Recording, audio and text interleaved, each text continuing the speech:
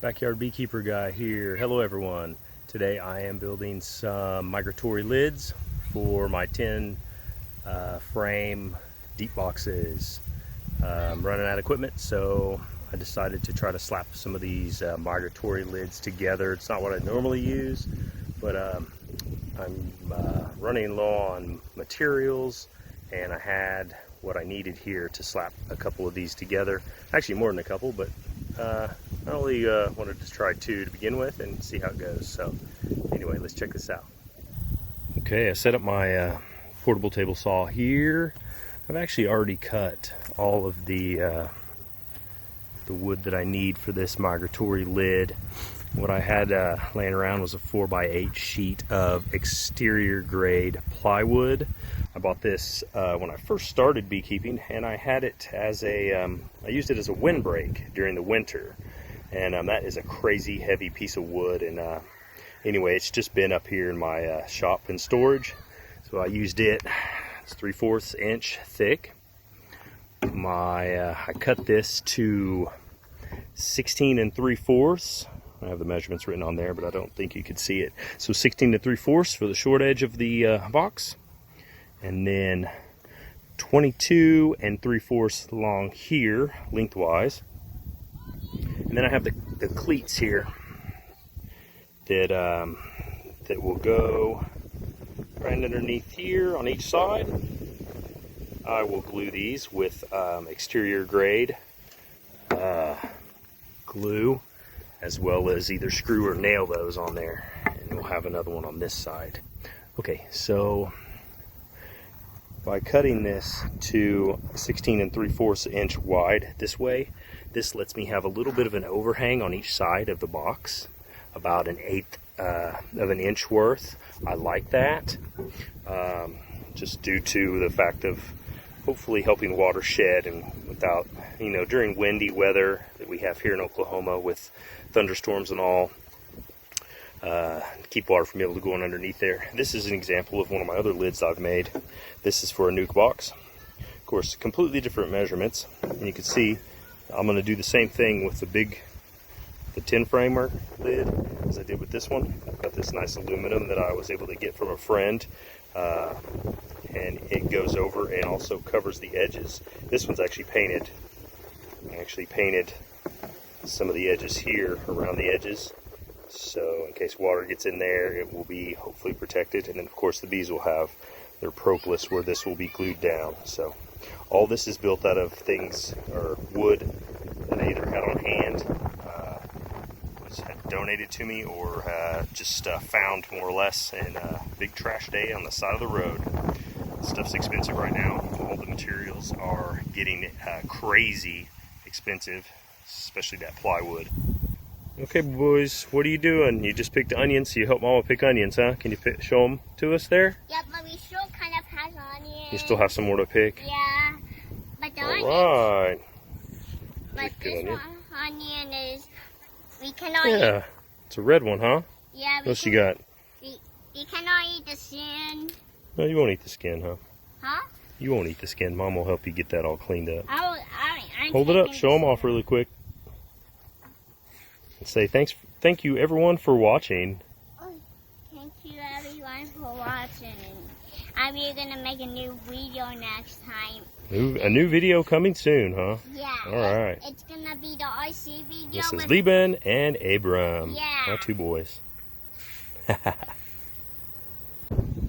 Okay, everyone. I just realized I forgot to mention which dimensions I cut the cleats. So this is actually cut out of a 2x4. Again, something I had laying around. So it's 2.5 inches. I'm sorry, 2.5. It's 1.5 inch tall by 1 1/4 wide right here. Of course, by 16 3/4, which is the length from front to back. So this gives a nice thick cleat. It should hold up really well.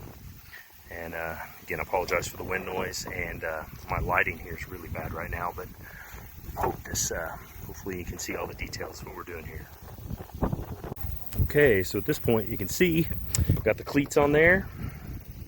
I used Tite Bond 3 Ultimate Wood Glue. This is what I use for everything I assemble for my bee keeping, anyway, frames and everything else.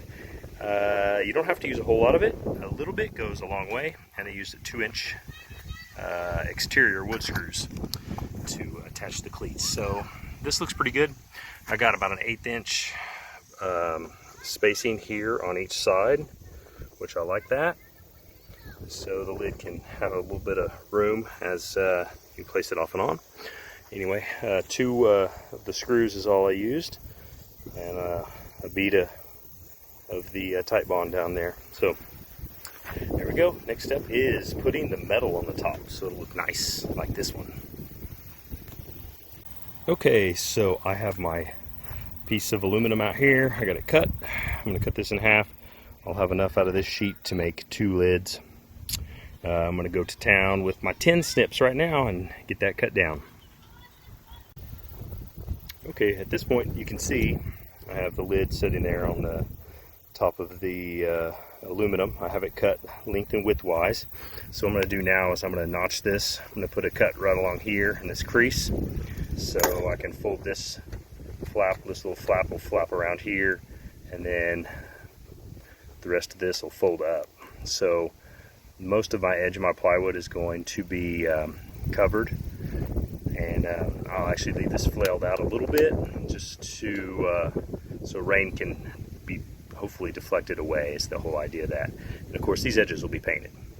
But I'm going to go ahead and try and get this bent on here now. Running out of daylight for today, but hopefully to get one of these done before the end of the day. It's all pretty much custom, and this aluminum, if you don't have access to something similar to this piece that you see here, they do have, it's similar to flashing. You can get it at the big box stores, Home Depot, Lowe's. Seen it at Lowe's. There is a 50-foot roll of this, and it's 2 foot wide. It should be plenty enough to make this, but you could also use it if you wanted to make telescoping covers, which is what I've done for most of my other hives. I run telescoping covers, but the reason for me doing the migratory lids at this time is just to hope to eliminate using inner covers. So I'm going with a few of these to see how they work out for me. Okay, just about out of daylight today. All right, here's the finished product.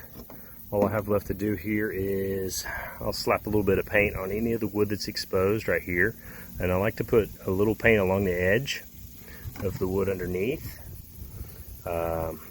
just in case some water gets in there, you know, a little extra protection.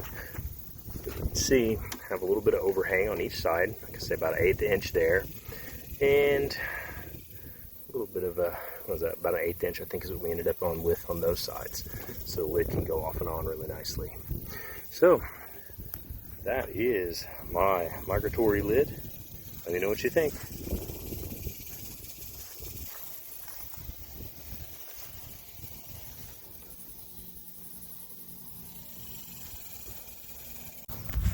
Okay everyone, I appreciate you watching.